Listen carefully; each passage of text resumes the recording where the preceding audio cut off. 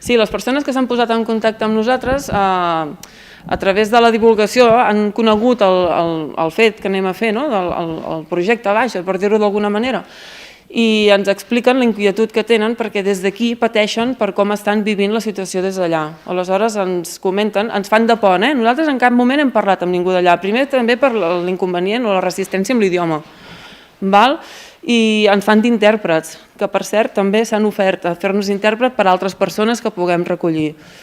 Aleshores ens expliquen on es troben, els diem on preveiem anar, hem anat canviant l'estratègia perquè al principi anàvem a anar ben bé a la frontera i se'ns ha explicat algú que ha anat abans que nosaltres que hi ha molta dificultat, molta aglomeració i ens han comentat, proposeu-los que vagin a Cracòvia, que tenen 3 dies de viatge amb autobús, se'ls fa còmode i vosaltres estareu molt més còmodes a l'hora d'accedir-hi, anireu molt més còmodament. I què hem fet? Com que hi ha aquests dies vista, mentre nosaltres organitzem per anar cap allà, ells ja s'estan organitzant també per arribar-hi.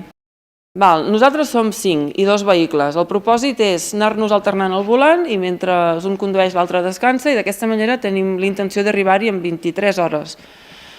Aleshores anirem primer a un poble proper a Cracòvia, que allà ja ens espera una família de 5 membres, de 2 adults i 3 nens, i després anirem a Cracòvia, on allà ens espera una família de 4 membres. I havia de venir, que ja estava creuant la frontera, suposadament, una mare amb una nena de 2 anys i ens acaba de contactar la germana, que és la persona a través de la qual hem contactat amb ells, que li ha entrat un pànic, una depressió i no s'atreveix a moure's de sota el soterrani on està amagada abans de la frontera.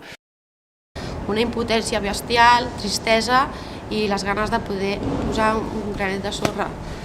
Sé que serà poca cosa, però serà molt important salvar la vida de, si són 9 o 13 persones, immediatament que deixin enrere tota aquesta barbaritat. Una guerra superinjusta que no és necessària per res.